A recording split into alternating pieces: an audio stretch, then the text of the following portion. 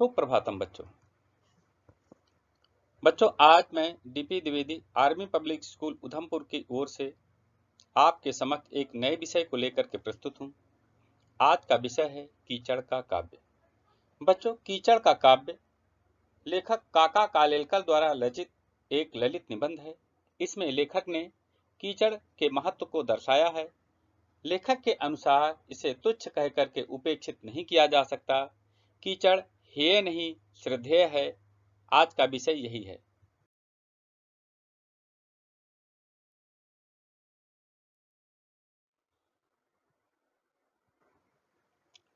तो बच्चों चलिए पाठ का शुभारंभ करते हैं। पाठ के शुभारंभ में सबसे पहले लेखक के परिचय को समझते हैं। लेखक का परिचय कुछ इस प्रकार से है। काका कालेलकर का जन्म महाराष्ट्र के सतारा नगर में सन 1885 में हुआ। काका की मातृभाषा मराठी थी। उन्हें गुजराती, हिंदी, बांग्ला और अंग्रेजी का भी अच्छा ज्ञान था। अर्थात काका कालेलकर गुजराती, हिंदी, बांग्ला और अंग्रेजी का भी अच्छा ज्ञान रखते थे। गांधी जी के साथ राष्ट्रभाषा प्रचार में जुड़ने के बाद काका हिंदी में लेखन करने लगे।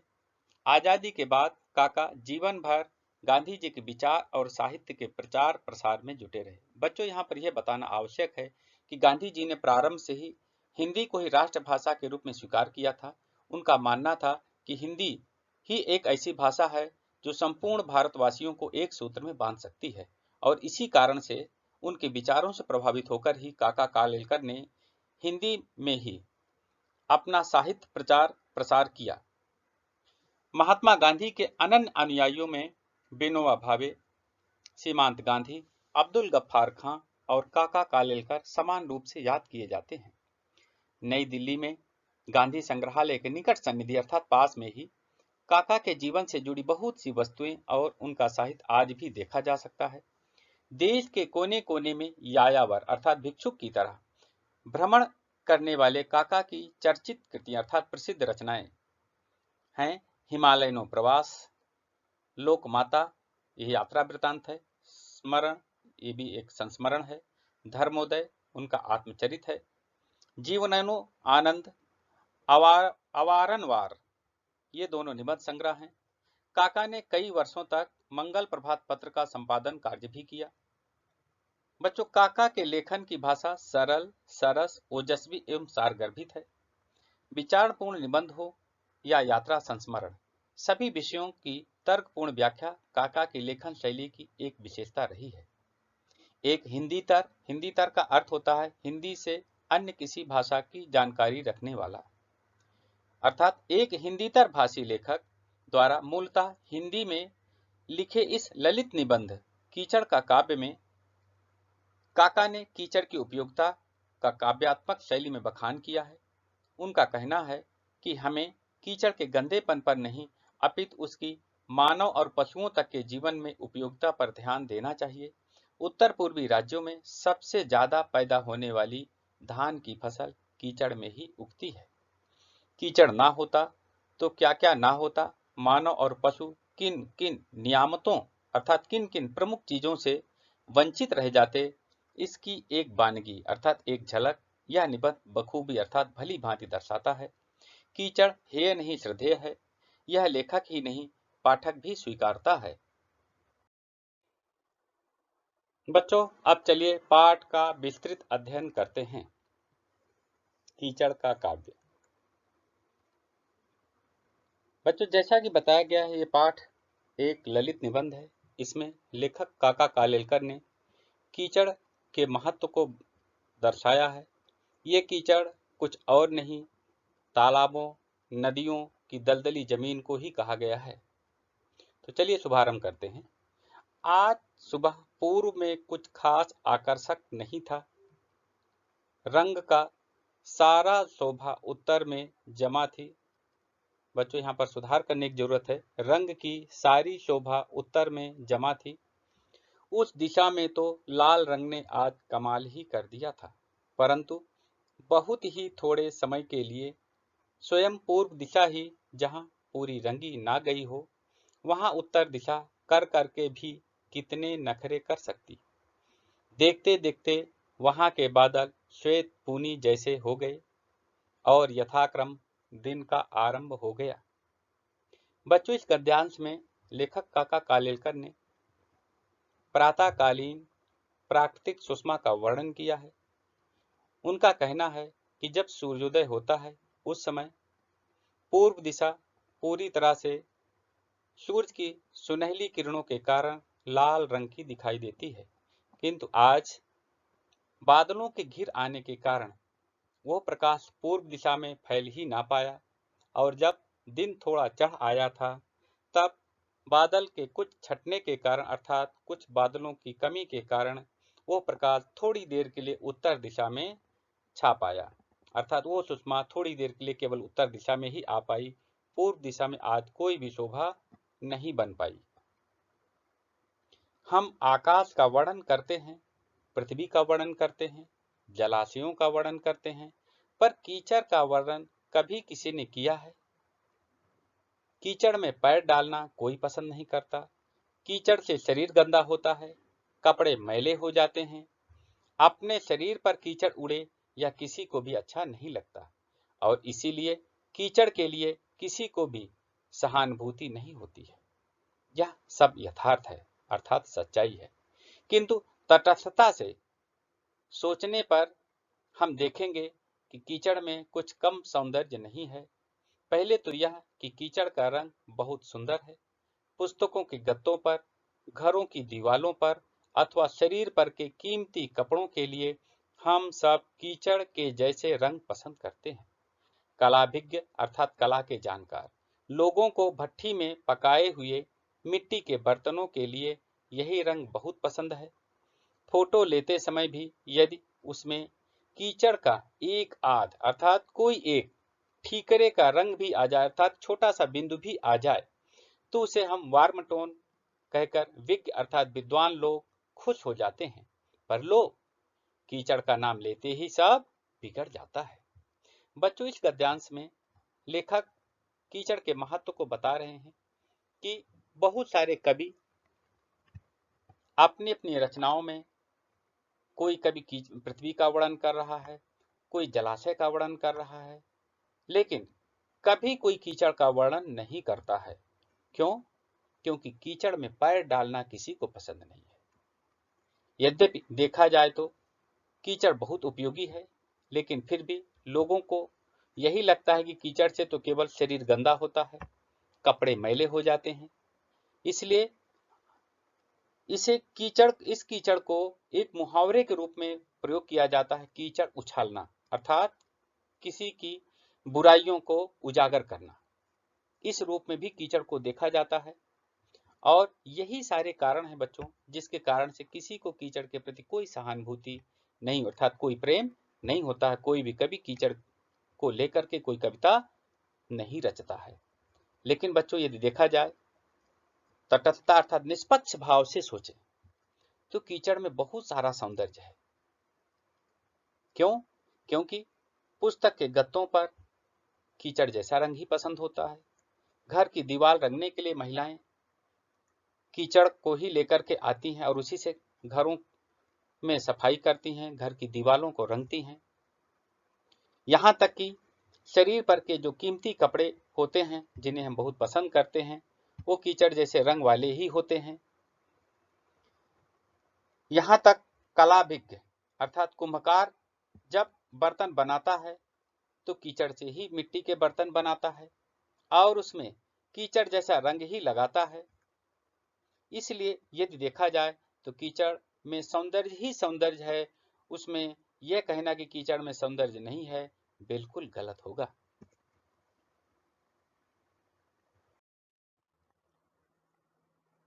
नदी के किनारे जब कीचड़ सूख कर उसके टुकड़े हो जाते हैं तब वह कितने सुंदर दिखते हैं। ज्यादा गर्मी से जब उन्हीं टुकड़ों में दरारें पड़ती हैं और वह टेढ़े हो जाते हैं तब सुखाए हुए खोपरे जैसे दिख पड़ते हैं। नदी के किनारे मीलों तक जब समतल और चिकना कीचड़ एक सा फैला हुआ होता है तब वह दृश्य कुछ कम खूबसूरत नहीं होता। इस कीचड़ का पृष्ठभाग कुछ सूख जाने पर उस पर बगुले और अन्य छोटे बड़े पक्षी चलते हैं। तब तीन नाखून आगे और अंगूठा पीछे। ऐसे उनके पदचिन्ह मध्य एशिया के रास्ते की तरह दूर दूर तक अंकित देख इसी रास्ते अपना कारवां ले जाने की इच्छा हमें होती है। बच्चों, लेखक कहते हैं कि जब नदी के किनारे स्थित कीचड़ थोड़ा सूख जाता है तो वो छोटे छोटे टुकड़ों में परिवर्तित हो जाता है, और वो छोटे छोटे टुकड़े जिनमें की दरारें भी पड़ गई होती हैं वो टेढ़े मेढ़े हो जाते हैं, और वो सुखाए हुए, सूरज की रोशनी से सुखाए हुए खोपरे जैसे दिखाई देते हैं। खोपरे अर्थात नारियल के टुकड़े, उस तरह से वो टेढ़े मेढ़े होते हैं। और यही नहीं, नदी के किनारों पर जब मीलों तक फैला हुआ वो कीचड़ जो समतल होता है, चिकना होता है और थोड़ा सूख जाने पर अत्यंत खूबसूरत दिखाई देता है।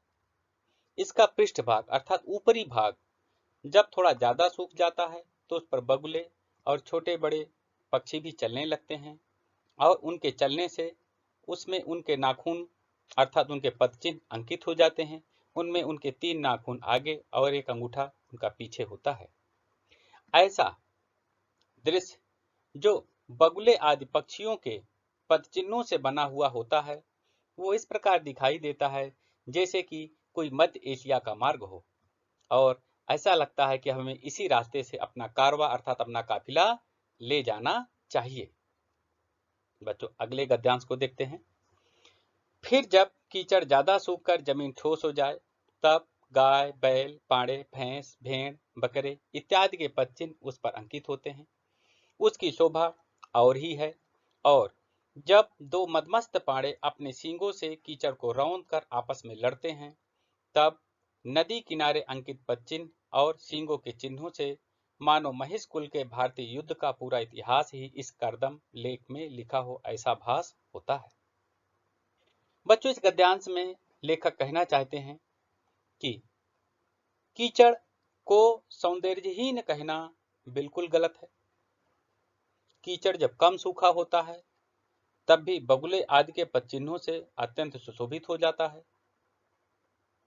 जब कीचड़ थोड़ा ज्यादा सूख जाता था, जमीन कुछ अधिक ही ठोस हो जाती है, तब उसमें ग्वाले अपने गाय, बैल, पाड़े, भैंस, भेड़, बकरे आदि चरने के लिए छोड़ देते हैं, और इस कारण से उन पशुओं के घूमने से, विचरण करने से उनके पदचिन्ह भी उस पर अंकित हो जाते हैं, और लेखक का मानना है कुछ समय उसकी शोभा कुछ और ही बढ़ जाती है। कीचड़ की शोभा किसी भी रूप में कहीं पर भी कम नहीं होती है। और लेखक कहते हैं कि जब उस कीचड़ में, सूखे हुए कीचड़ में मदमस्त पाड़े अर्थात मतवाले पाड़े अपनी सींगों से, यहाँ पर पाड़े बच्चों भैंस के बच्चों को कहा गया है, जो अपनी सींगों से कीचड़ को रौंद करके आपस में लड़ते हैं, तब नदी के किनारे उनके पैरों के चिन्ह अंकित हो जाते हैं, और उनके पैरों से खुदा हुआ, उनकी सींगों से खुदा हुआ वह कीचड़ महिष कुल के भारतीय युद्ध का विस्तृत वर्णन करता हुआ दिखाई देता है। बच्चों, इसमें निसंदेह यह कहा जा सकता है कि कीचड़ किसी भी रूप में अपने सौंदर्य को कम करता हुआ नहीं दिखाई देता है, अर्थात सर्वत्र कीचड़ का सौंदर्य बढ़ता ही नजर आता है, चाहे कोई भी दशा क्यों ना हो। अगला गद्यांश देखते हैं बच्चों। कीचड़ देखना हो तो गंगा के किनारे या सिंधु के किनारे, और इतने से तृप्ति ना हो अर्थात संतुष्टि ना हो तो सीधे खंभात पहुंचना चाहिए। खंभात एक स्थान विशेष का नाम है। वहां मही नदी के मुख के आगे जहां तक नजर जाए अर्थात दृष्टि पड़े, वहां तक सर्वत्र, सब जगह, सब ओर सनातन अर्थात जो सनातन है, सृष्टि के प्रारंभ से है, ऐसा कीचड़ ही देखने को मिलता है। इस कीचड़ में हाथी डूब जाएंगे ऐसा कहना ना शोभा दे, ऐसी अल्पोक्ति करने जैसा है। पहाड़ के पहाड़ उसमें लुप्त हो जाएंगे ऐसा कहना चाहिए। बच्चों, इस गद्यांश में बताया गया है कि कीचड़ मुख्य रूप से गंगा के किनारे, सिंधु नदी के किनारे ही विशेष रूप से दिखाई देता है। कहते हैं कि अगर इन दो स्थानों पर कीचड़ देखने से भी तृप्ति अर्थात संतुष्टि व्यक्ति को ना मिले तो उसे कहां जाना चाहिए? उसे निश्चित रूप से खंभात की खाड़ी में जाना चाहिए। कहते वहां पर मही नदी के मुहाने पर सर्वत्र सनातन कीचड़ ही कीचड़ फैला होता है। वहां जहां तक दृष्टि जाती है वहां तक कीचड़ के ही दर्शन होते हैं, और वह कीचड़ सनातन कीचड़ अर्थात सृष्टि के प्रारंभ से कीचड़ है, आज का कीचड़ नहीं है। और यह कीचड़ इतना गहरा है कि इसमें बड़े बड़े हाथी डूब जाएंगे, ये छोटी बात होगी, बल्कि यह कहना चाहिए कि इसमें बड़े बड़े विशाल विशाल पहाड़ भी डूब जाएंगे, ऐसा कहना उचित होगा। लेखक का ऐसा मानना है कि कीचड़ निश्चित रूप से इन जगहों पर अत्यंत गहरा है, और यहाँ पर कीचड़ की गहराई इतनी ज्यादा है कि उसकी थाह पाना भी मुश्किल है। हमारा अन्न कीचड़ में से ही पैदा होता है, इसका जागृत भान यदि हर एक मनुष्य को होता तो वह कभी कीचड़ का तिरस्कार न करता। एक अजीब बात तो देखिए, पंख शब्द घृणास्पद लगता है, जबकि पंकज शब्द सुनते ही कभी लोग डोलने और गाने लगते हैं। मल बिल्कुल मलिन माना जाता है, किंतु कमल शब्द सुनते ही चित्त में प्रसन्नता और आह्लादकत फूट पड़ते हैं। कवियों की ऐसी युक्ति शून्य वृत्ति उनके सामने हम रखें तो वह कहेंगे कि आप वासुदेव की पूजा करते हैं, इसलिए वसुदेव को तो नहीं पूजते। हीरे का भारी मूल्य देते हैं, किंतु कोयले या पत्थर का नहीं देते, और मोती को कंठ में बांध कर फिरते हैं, किंतु उसकी मातुश्री को गले में नहीं बांधते। कम से कम इस विषय पर तो कवियों के साथ चर्चा न करना ही उत्तम होगा। इस गद्यांश के माध्यम से लेखक काका कालेलकर अन्य के माध्यम से यह समझाना चाहते हैं कि यदि मनुष्य को इस बात की सही सही जानकारी होती कि उसका अन्न, धान आदि फसलें कीचड़ में ही उत्पन्न होती हैं, तो शायद वह कभी कीचड़ का तिरस्कार ना करता। कवियों पर भी व्यंग करते हुए लेखक कहते हैं कि देखिए कितनी अजीब बात है। पंख जिसका अर्थ होता है कीचड़, यह शब्द घृणास्पद लगता है, अर्थात घृणा के योग्य है, जबकि पंकज शब्द सुनते ही यही कवि लोग डोलने और गाने लगते हैं। बच्चों, पंकज पंख में जा प्रत्यय जुड़ने से बना है, जिसका अर्थ होता है कमल। तो कमल शब्द सुनते ही कवि लोग डोलने लगते हैं, गाने लगते हैं, जबकि पंकज शब्द सुनते ही उनके अंदर घृणा के भाव प्रकट होते हैं। मल शब्द को ही ले लीजिए, मल का अर्थ है गंदगी। अब गंदगी में कौन रहना चाहेगा, गंदगी कौन पसंद करेगा। जब इसी मल शब्द में का उपसर्ग जुड़ जाता अर्थात कमल शब्द बन जाता है, तो फिर क्या पूछना ही है। कमल शब्द सुनते ही चित्त में इन्हीं कवियों के आह्लादकत्व फूट पड़ते अर्थात प्रसन्नता के भाव जाग जाते हैं। कवियों की ऐसी युक्ति शून्य वृत्ति उनके सामने हम रखें तो वे कहेंगे कि आप वासुदेव की पूजा करते, इसलिए वासुदेव को तो नहीं पूजते।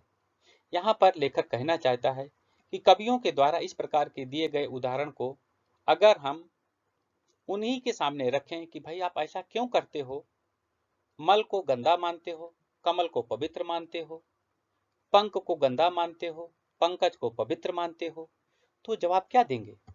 वो यही तो जवाब देंगे ना कि आप वासुदेव की पूजा करते, अर्थात वासुदेव यहाँ पर कृष्ण को कहा गया है, उनकी पूजा तो होती है, सब जगह होती है, सबने देखी है, लेकिन क्या उनके पिता वसुदेव की पूजा सब जगह होती है, अर्थात नहीं।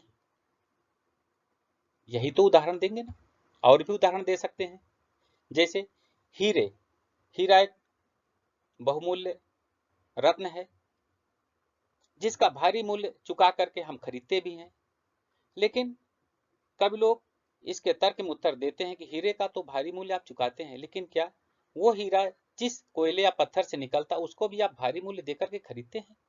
यही नहीं, मोती जो एक रत्न है जिसको महिलाएं बहुत प्रेम से मालाएं बना करके अपने गलों में धारण करती हैं, क्या वही महिलाएं उस मातुश्री को जिससे मोती उत्पन्न होता है, क्या उसको भी गले में धारण करेंगे, अर्थात नहीं।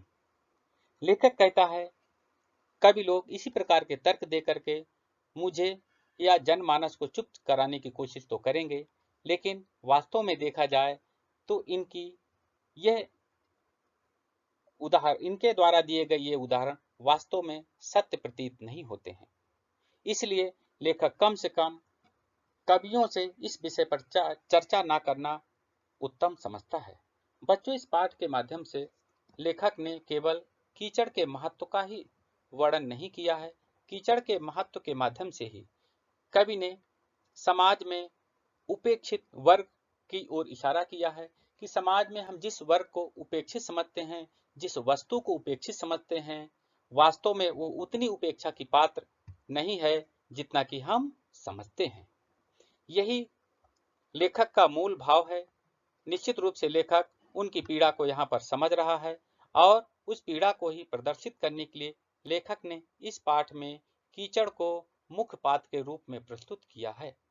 अब बच्चों, इसके आगे हम इस पाठ से संबंधित शब्दार्थ एवं भाषा अध्ययन की चर्चा करेंगे। बच्चों, अब चलिए इस पाठ के शब्दार्थ को समझते हैं। पूर्व, पूर्व की एक दिशा। आकर्षक, सुंदर, रोचक। शोभा, सुंदरता। उत्तर, उत्तर दिशा या फिर जवाब। कमाल, अद्भुत या फिर चमत्कारिक कार्य। नखरे, बेवजह के हाव भाव दिखलाना। पूनी, धुनी हुई रुई की बड़ी बत्ती जो सूत काटने के लिए बनाई जाती है।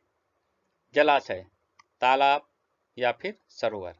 कीचड़, पैरों में चिपकने वाली गीली मिट्टी या फिर पंख। तटस्थता, निरपेक्ष, उदासीनता, किसी का पक्ष ना लेना अर्थात निष्पक्षता। कलाभिज्ञ, कला के जानकार। ठीकरा, खपड़े का टुकड़ा। विज्ञ, जानकार। खुश, खुश, बहुत खुश होने के लिए पुरानी हिंदी में प्रयुक्त होने वाला शब्द। खोपरा, नारियल या गरी का गोला। समतल, जिसका तल या सतह बराबर हो। अंकित, चिन्हित या छपा हुआ। कारवां, देशांतर जाने वाले यात्रियों या व्यापारियों का झुंड, जिसको हम यात्री दल भी कह सकते हैं। मदमस्त, मतवाला या मस्त। पाड़े, भैंस के नर बच्चे। महिष कुल, भैंसों का परिवार। महिष अर्थात भैंस, कुल अर्थात परिवार। करदम, कीचड़। भास, प्रतीत, आभास, कल्पना या फिर चमक। अल्पोक्ति, अल्प प्लस उक्ति। अल्प का मतलब थोड़ा, उक्ति का मतलब कथन या कहना। तिरस्कार, उपेक्षा। इसमें तिरस उपसर्ग है, कार प्रत्यय है। आह्लादकत्व, हर्ष का भाव। युक्ति शून्य, तर्क शून्य, विचारहीन या फिर तर्क से परे। वृत्ति, तरीका, ढंग, स्वभाव या फिर कार्य।